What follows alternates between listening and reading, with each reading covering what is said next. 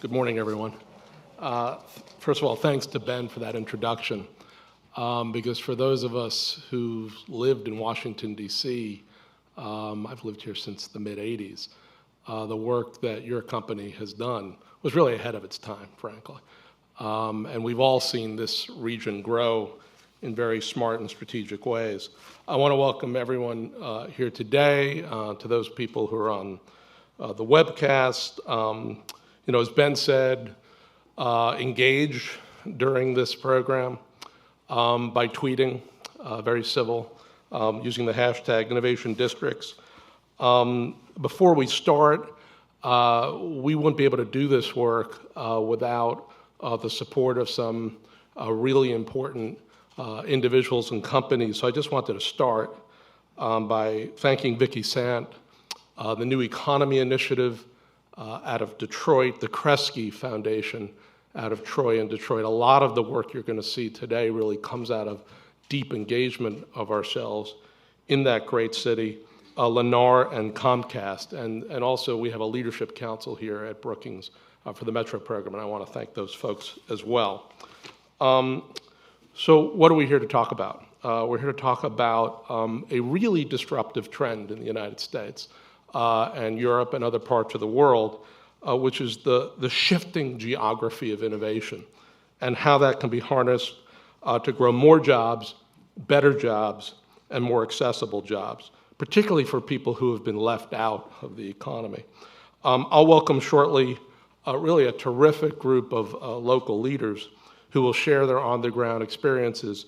But first, I'd like to highlight a couple points from the report that Julie Wagner and I have released today. First, why are these innovation districts emerging? Second, what do they look like? And finally, how can local leaders chart a path forward given their disparate and distinctive assets and advantages? So first, what's behind this shifting geography of innovation? Let's go back a bit to the 19th and early 20th century. What did we build here and in parts of Europe and Japan? We built industrial districts characterized by a high concentration of large-scale manufacturing that was enmeshed in the urban fabric. For the past 50 years, the landscape of innovation has been dominated by places like Silicon Valley, suburban corridors, isolated corporate campuses, research parks, accessible only by car, little emphasis on the quality of life or integrating work, housing, and recreation. So that brings us to today. The rise of a different kind of model, innovation districts that cluster cutting-edge research institutions, R&D intensive companies with startups and business incubators. And these are places that are physically compact, transit accessible, and offer mixed-use housing, office, and retail. This is not another government program, right? This is a response to really profound and deep demographic and market dynamics that are radically altering where businesses want to locate and people want to live. So some of the trends we're experiencing. First, our open, innovative economy does crave proximity and extols integration so that ideas and knowledge can be transferred quickly and seamlessly. So consider a large pharmaceutical company like Pfizer. For decades, most of its advanced research occurred in this isolated corporate campus outside of Ann Arbor, Michigan. Shuttered in 2008. Compare that to where Pfizer is opening new labs today. Right smack in the middle of Kendall Square, 1 block from MIT, adjacent to peers like Novartis and Acceleron. Now, at the same time, our diversifying population and our most skilled workers are demanding urban walkable neighborhoods. Chris Lineberger is here, where housing, jobs, and amenities intermix. That's because household dynamics are changing. The prototypical family which drove suburbanization, a married couple with school-age kids, is declining precipitously and now represents just under 20% of American households, down from 40% in 1970. Older Americans, obviously a growing population segment as the baby boomers age, are also seeking smaller homes, easier access to public health, transit, daily necessities. In a recent AARP survey on housing preferences, walking access to a bus stop ranked as the most desired amenity for seniors in housing choices. And finally, the millennial generation, many of whom seem to be here today, that are choosing cities at substantial rates over the population as a whole. What's happening in this country is a broad revaluing of cities and of what Saskia Sassen, the great urbanist, calls cityness. It's altering how firms and people interact, how ideas flow, and how places are designed and built. So listen to this just for a sec. The geography of innovation is shifting. To find the innovative economy 20 years ago, a worker needed to drive to a secluded research park, work in isolation, and keep ideas secret. Today, proximity is everything. Workers want to be in urban places that are walkable, bikeable, hyper-caffeinated, where they can bump into other workers and share ideas. Firms also want to be close to other firms, research labs, and universities in collaborative spaces so that smart ideas can be turned into smart products for the market. Innovation districts are this century's productive geography. They are both competitive places and cool spaces, and they will transform your city and metropolis. So for the Americans in the audience, I grew up on Schoolhouse Rock. So what are innovation districts? Here's the definition Julie and I have settled upon. Geographic areas where anchor institutions and companies cluster and connect with small firms, startups, business incubators, and accelerators. And again, in areas that are physically compact, transit accessible, technically wired, and offer this mix of housing, office, and retail.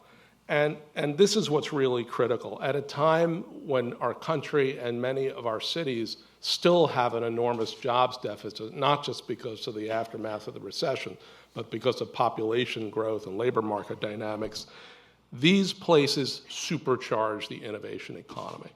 And that's critical because innovation jobs, tech jobs, have a strong multiplier effect and create, as Enrico Moretti talked about in the New Geography of Jobs, 5 additional jobs for every innovation job created. So we've identified 3 distinctive development patterns that are emerging here, and particularly in Europe. Anchor plus districts, which I'll describe, what we call reimagined urban areas, and perhaps most interesting and the most validating part of all this is urbanizing science parks.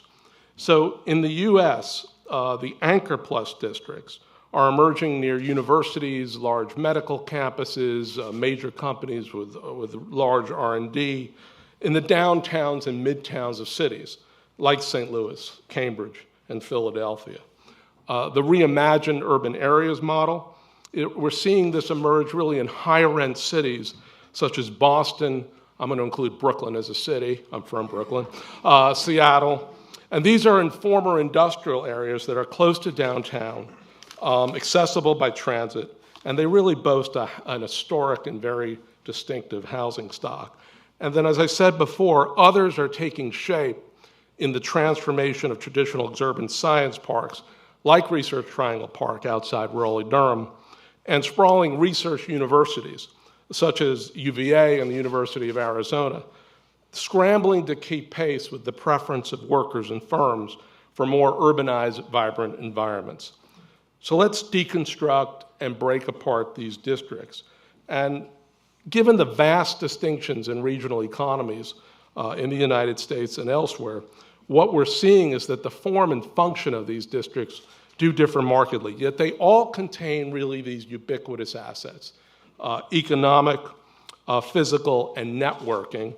And when you combine those assets with a risk-taking culture, they create what economists call an innovation ecosystem. It's that synergistic relationship between people, firms, and place that facilitates idea generation, accelerates commercialization, and again, most importantly, creates jobs and attracts investment. Economic assets. So these are the assets that drive the innovation-rich environment.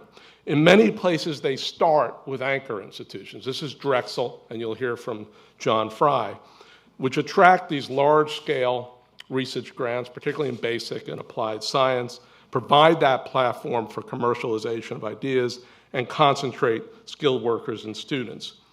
The anchors then attract the tech-driven industries and firms most likely to be found in the districts, high-value research-oriented firms that excel in applied engineering and life sciences. One notable example out of St. Louis is Code Factor Genomics, a life sciences firm founded by WashU scientists who are now providing genetics testing more quickly and cheaply than previously thought possible. We also see highly creative firms that specialize in industrial design, graphic arts, media, architecture. Philly's University City, Drexel's Video Game Design Institute, has spawned numerous successful indie game companies, putting the city on a map at a $15 billion a year industry. And finally, we're even beginning to see the return of small batch manufacturing to the middle of cores of cities. This is a company in the Boston Innovation District called Artaic, and that robot's called Artie. And Nicole Fischera actually took us there, specially designed robot that assembles one-of-a-kind mosaics that you normally will see in large hotels, convention centers, and so forth. So those are the economic assets, and particularly the driving assets, institutions, and firms.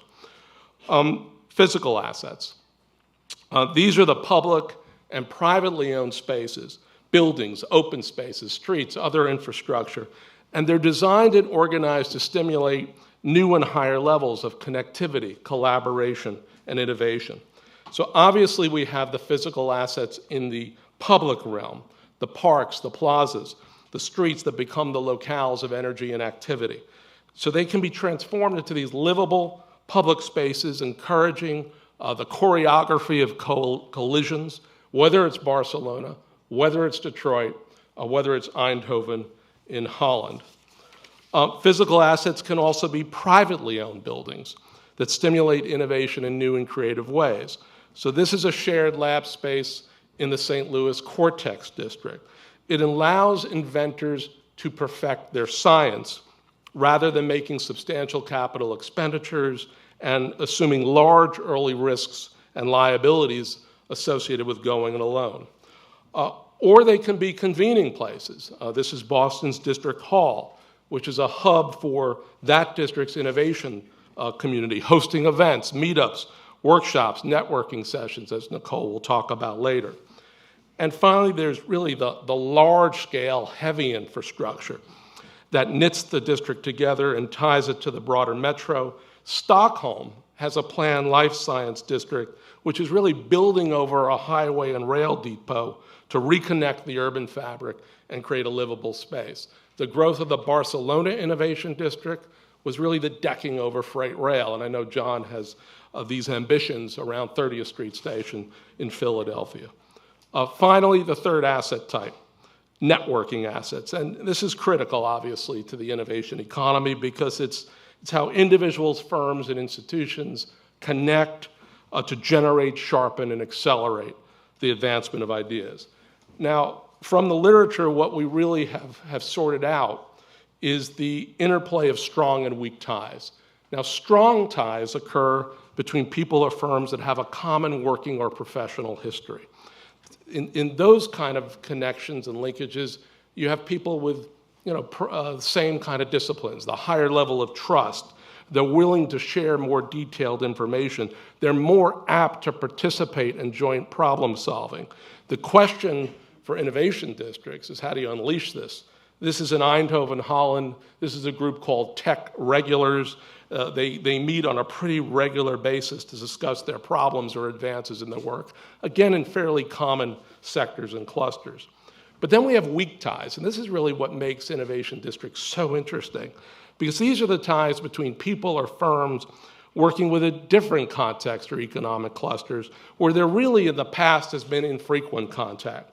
When these people come together, you get access to new information, new contacts, business leads outside of existing networks. So this is a Barcelona regular breakfast that occurs within their innovation district, where experts and innovators really coming from really disparate fields begin to connect and find new ways forward. The research shows that what's important to innovation is not just strong ties, but strong and weak ties together.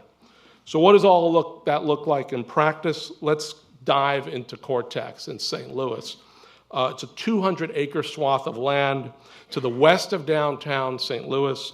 It was officially designated as a district in 2002 thanks to a collection of really smart institutional investment, philanthropic money, city resources. So what is in Cortex? Well, first, the economic assets, right? The drivers, Washington University and their medical school, BJC Healthcare, Shriners Hospital, St. Louis University.